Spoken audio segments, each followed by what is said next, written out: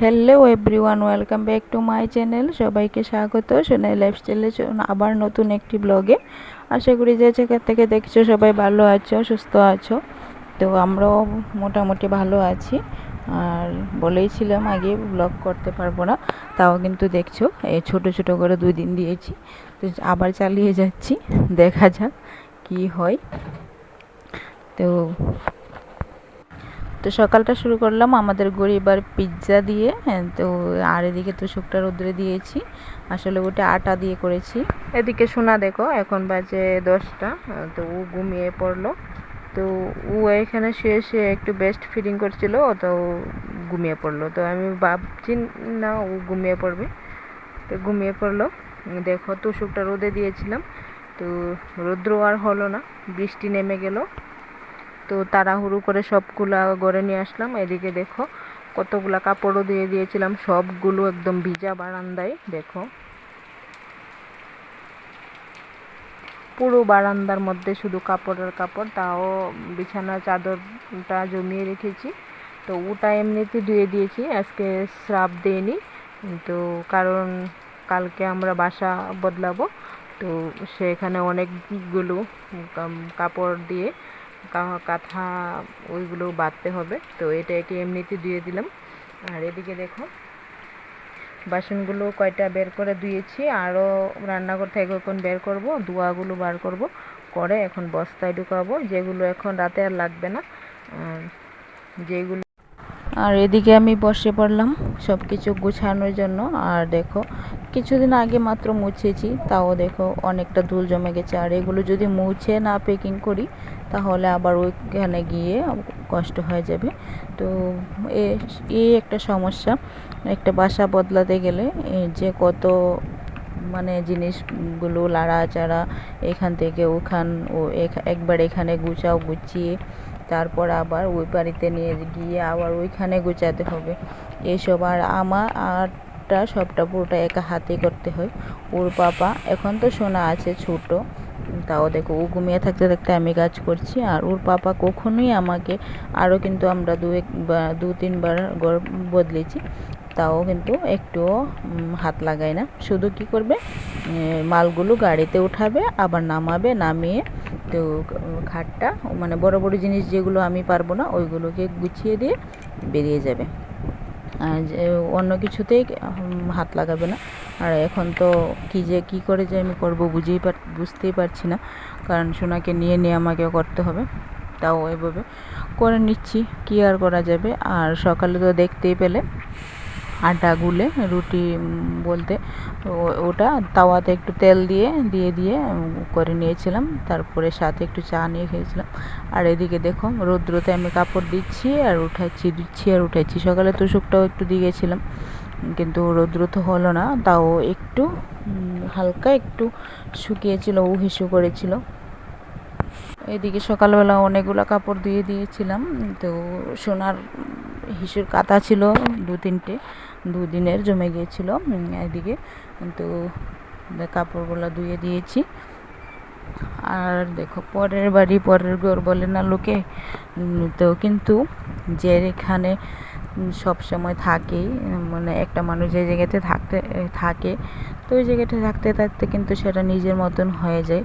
হয়তো বাড়িটা পুরোটা না হোক, যে ঘরটাতে থাকা হয় সেই ঘরটা কিন্তু একদম আমরা নিজের মনে করি, গুছিয়ে রাখি, পরিষ্কার করে রাখি। কারণ নিজে যখন ঘুমাই তো নোংরা হয়ে থাকলে তো আর ভালো লাগবে না। আর ওই ঘরটাই কিন্তু নিজের মনে করে সবটা করা হয়।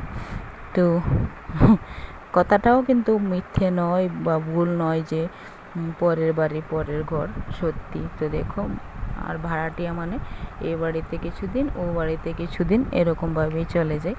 তো এই বাড়িতে আমরা অনেক দিন হয়ে গেছে, 2.5 বছর ধরে এই ঘরটাতে আছি। তো তখন তো যখন এসেছিলাম সোনা ছিল না, তো ছোটো ঘরে চলতো। তো এখন সোনা হয়েছে, তারপর আমার কিছু জিনিসপত্র বেড়েছে, তোমরা দেখতেই পাচ্ছ। তো এইগুলোকে নিয়ে এখন আর একদম নড়াচড়া করা যাচ্ছে না, সম্ভব হয়ে উঠছে না। তার মধ্যে এদিকে আমার বাড়িতে বেশ ভালোই আমাদের আত্মীয় স্বজন আসছে, তো ওনারা ছোটো ঘরের জন্য আসতেও পারছে না ঠিকভাবে। তো এদিকে দেখো এগুলো গুছিয়েছিলাম সকালবেলা। এই এই জায়গার যে বাসনগুলো আমার থাকে ওইগুলোকে একদম ধুয়ে পরিষ্কার করে গুছিয়ে নিয়েছি। আর এইখানে যে আমার দেখো আবার ফিল্টারটাও পরিষ্কার করে নিয়েছি, কারণ জলটা পুরোটা বোতলে ঢুকিয়ে তারপর পরিষ্কার করে নিয়েছি, তো শুকনা হয়ে যাবে।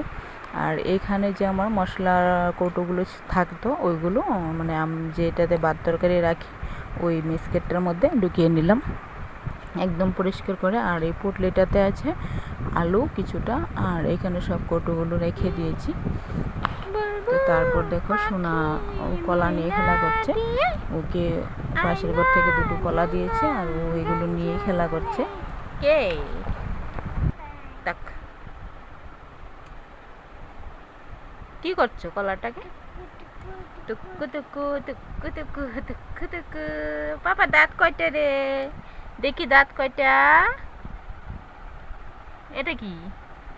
এটা কি হা করো হা ভিতরে? ওলে বাবালি মারি চাপার ভিতরে দাঁত উঠেছে। দেখি দেখি দেখি দেখি দেখি দেখি। ওই জন্য সোনার চাপার দাঁত। সোনা চাপায় দাঁত উঠছে। তারপর চলে আসলাম এদিকে সন্ধ্যাবেলায়। আর সন্ধ্যাবেলায় আবার দেখো বরণগুটা নিয়ে এসেছে, এগুলোকে এখন আবার ভর্তা বানাবো। আর এগুলা বর খেতে খুব ভালোবাসে, তো আমি আগে কখনো দেখিনি। তো এদিকে দেখো সোনা ঘুমিয়ে আছে, তো এখন আমি এগুলোকে বেটে তারপর ওই পাশে রান্নাটা ডাল সিটি বসিয়েছি, ডালটা প্রায় সিটি হয়ে গেছে। আর এদিকে সোনা ঘুমানোর আগে আমি আনলার কাপড়গুলো সব নামিয়ে ভাঁজ করে নিয়েছি। রেকটার কাপড় ছিল, রেকটার কাপড় নামিয়ে ভাঁজ করেছি। আর সকালে যে রেকটা মুছেছিলাম এটা নয়, অন্যটা সুকেজের উপরে যেটা ছিল ওইটা। আর এইখানটায় আছে যেগুলো বাসন আমি কেউ আসলে নামাই ওইগুলো, আর রান্নাঘরের বাসনগুলো এই বস্তাটাতে আছে। আনলার কাপড়গুলো এখানে সোফায় রেখে দিয়েছি, কারণ সকালে যা করা হবে, যা পুটলি হোক যা হোক তাই হবে। তো এইগুলো গুছিয়ে তারপর দেখো আবার সুকেজেও কিছু যে কাচের আমার যে জিনিসগুলো থাকে কাচের, তারপর ছবি ফটো ওইগুলো দিয়ে এই বক্স মানে বালতিটাতে ঢুকিয়েছি। আর এগুলো করতে করতে না সন্ধ্যার সময় খিদে পেয়ে গেছিলো, তো 3টে পাঁপড় ভেজে নিয়েছি। তো এগুলো খেয়ে একটু জল খাবো, খেয়ে তারপর ডালটা ফোড়ন দেব আর ভাতটা বসাবো, আর বিচিগুলো বেটে নেব। তো আমার আজকে ভিডিওটা এই পর্যন্তই, আর কালকে দেখা হবে নতুন বাসায় গিয়ে কি করা হয় সেগুলো তোমাদের সাথে শেয়ার করব। ততক্ষণ সবাই সুস্থ থাকবে, ভালো থাকবে। তো সোনাকেও তো খাওয়ানো হয়নি, সোনাও ঘুমিয়ে পড়েছে। তো এখন সোনাকে খাইয়ে আমরাও ঘুমিয়ে পড়বো, অনেকটা রাত্রই হয়ে গেছে, 10টা মতো বেজে গেছে।